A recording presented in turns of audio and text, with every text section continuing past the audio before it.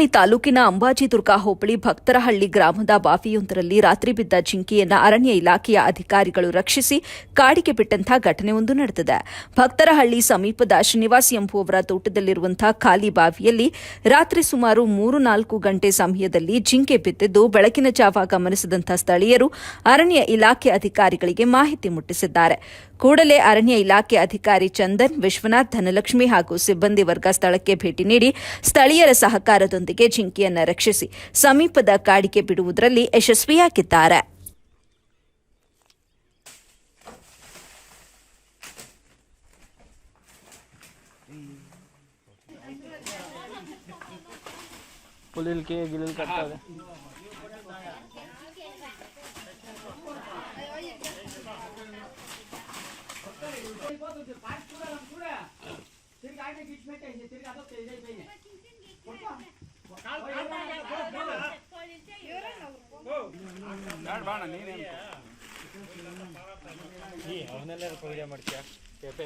Video ತೆಗಿಬೇಡ ಅವೆಲ್ಲ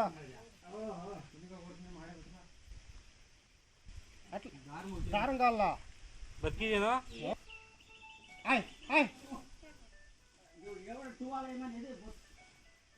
ಎನ್ಕೂರ್ ಮುಂದ್ರ ಪಟ್ಕೊಂಡು ಎತ್ಕೊಂಡು ರಾಂಡಲ್ಲ ಎಲ್ಲ ಆಡ್ತದೆ. ಇದೆತ್ಕೊಳ್ಳ ಅದು ಕಿಕ್ಕೋಪಿ ಅದು ಸ್ವಲ್ಪ ಸ್ವಲ್ಪ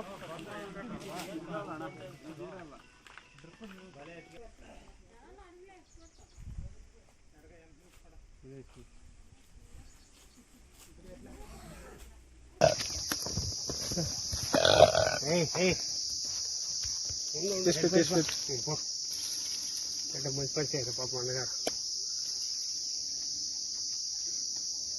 ಯಾವ್ರನ್ನ